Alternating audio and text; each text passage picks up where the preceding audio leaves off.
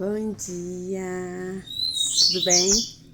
Meninas, devido a muita procura, né? Muita gente falando comigo sobre o vídeo, né?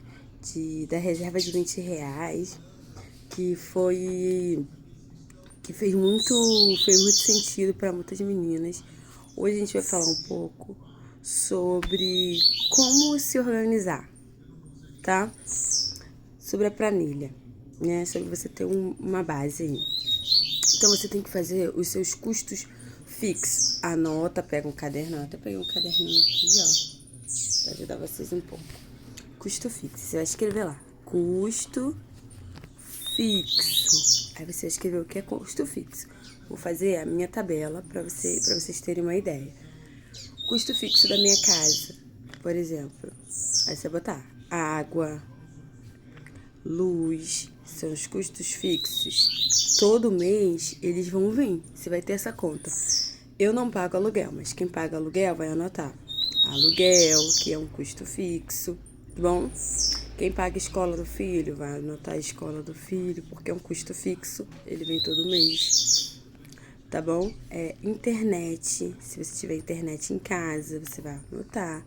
Se você tiver internet no celular, algum plano de celular, você vai anotar, porque são custos fixos que vem todo mês, tá? Vamos lá.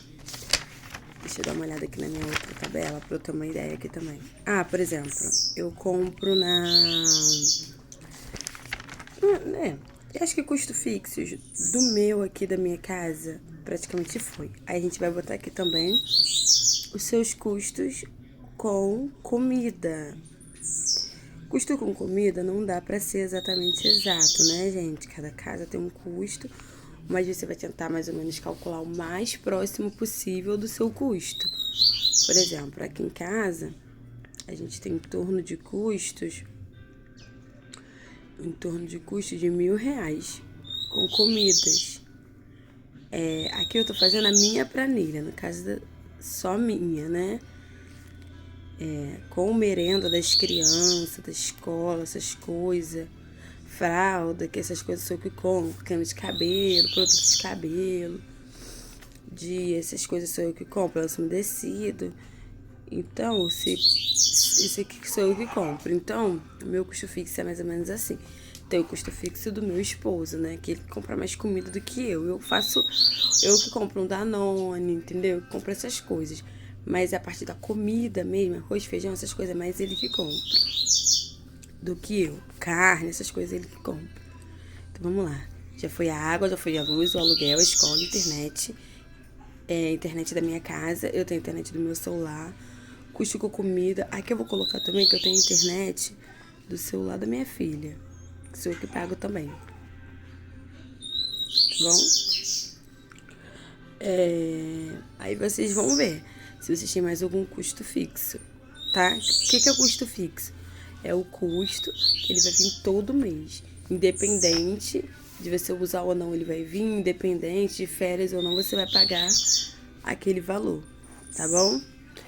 Aí agora a gente vai escrever o que é custo variável. O que é o custo variável? É o que oscila.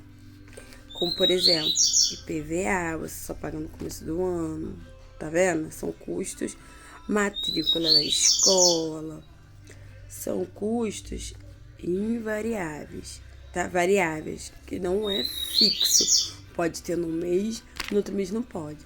Por exemplo, aqui no meu custo variável tem a Boticário, porque às vezes eu compro produto na Boticário, não é uma coisa que eu compro todo mês, tá bom?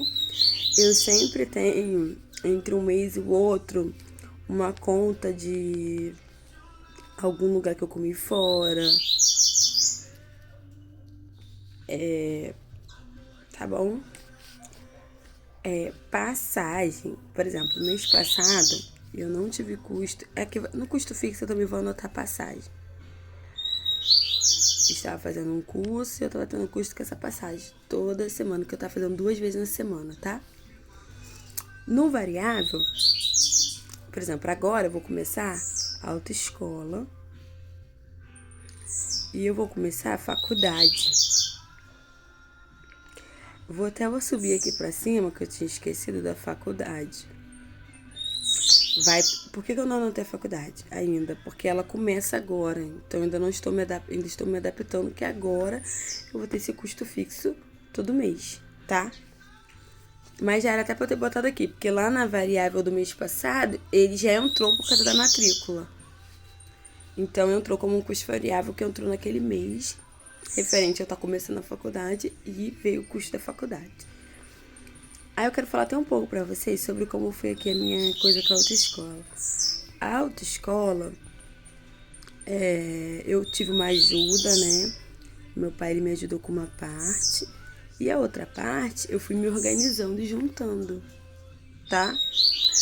Toda semana eu trabalho com venda, né? Eu trabalho com venda de roupa, com venda de doces. E eu trabalho com... Eu tenho... É como se fosse uma sociedade. Eu tenho uma sociedade com umas 2 pessoas e um pequeno comércio. Que lá eu também até coloco os doces lá também. Tem a venda de doce lá. As minhas clientes têm a opção de retirar a mercadoria nesse local, porque eu tenho uma sociedade com outras 2 pessoas nesse local. Tá bom? Aí, é tipo como se fosse uma parceria, né? Não é nem uma sociedade, é como se fosse uma parceria. Mais ou menos assim, pra vocês entenderem melhor. Aí, o que acontece? Então, o dinheiro, ele entra todo dia.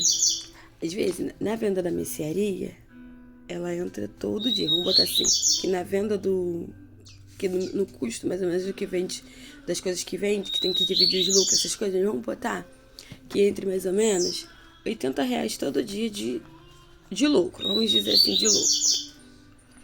E vamos dizer que entra na venda da mercearia, no total, uma venda de R$200 todo dia. Então, por entrar todo dia R$200, eu tenho que ter muito controle. Porque senão você parece que tem dinheiro, mas você tem R$200 de entrada. Depois eu vou explicar melhor sobre isso. Às vezes de lucro, você tem R$80. E desses R$80 você ainda tem que tirar. Você ainda tem que tirar reserva de emergência, ainda tem que tirar custo de aluguel, custo de funcionário, custo de luz, custo de água. Então, às vezes... Mas depois a gente vai falar um pouco melhor sobre isso. Igual quando eu falei um pouco lá sobre o custo de fazer da peça que você vende, que às vezes você pensa que você compra a blusa por 10, aí você vai lá e vende por 20, porque você acha que você está ganhando R$10 de lucro. E quando você vai colocar no papel, tem embalagem, tem tudo isso para ser contado, né? Então é mais ou menos por aí.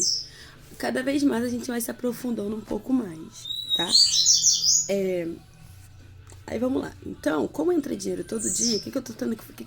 Essa é a forma que eu faço, porque eu sou empreendedora e pra mim entra dinheiro com muita frequência, tipo assim, às vezes todos os dias tem às vezes entrada de dinheiro na minha conta. Então, se eu deixar às vezes pra pagar só dia 15, 1.500, às vezes fica difícil se eu não se organizar.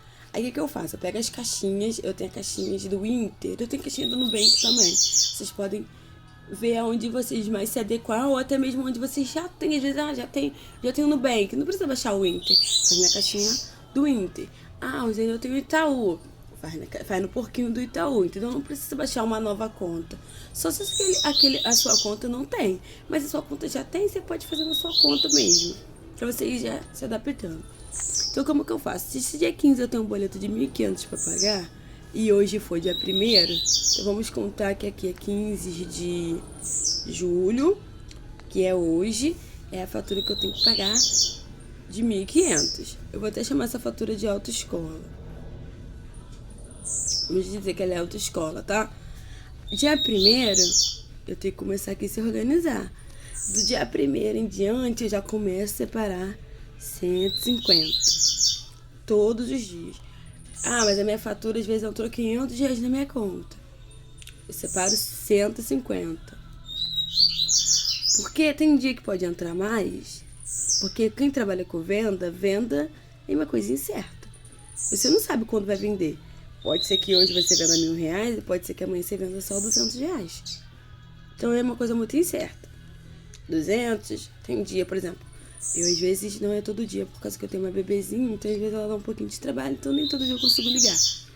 Mas tem dias que eu ligo o aplicativo. E tem dias que eu faço R$100 no aplicativo do iFood, do 99. E tem dias que não vende nada. Mas também tem dia que vende R$300. Mas também depende muito da minha demanda de tempo. Porque às vezes a minha é pequena, ela não deixa eu ter essa demanda de tempo que o aplicativo precisa. Mas vamos voltar aqui pra planilha pra gente não se perder. Então todo dia eu junto 150. Pra no dia 15 eu ter 1.500. Rosiane, por que você faz isso? Todo dia eu vou lá e separo. Faço a minha caixinha e escrevo autoescola. Todo dia eu vou lá e separo. 150. Mas isso aqui eu faço mais quando é para uma fatura que eu já sei que vem naquele mês. Significa que eu gastei aquele valor. Tá bom? Quando eu falo de projeto, como autoescola, que foi algo que foi um projeto, a minha autoescola ela ficou em 1.600. A parte, gente, 1.600, aqui em Niterói, tá? A parte das aulas práticas, tá? Porque as outras coisas eu fui fazendo, que agora tem a CNH Brasil, então eu fui fazendo aos poucos, né? Eu fiz a parte teórica toda lá. Depois, quem quiser, se quiser que eu faça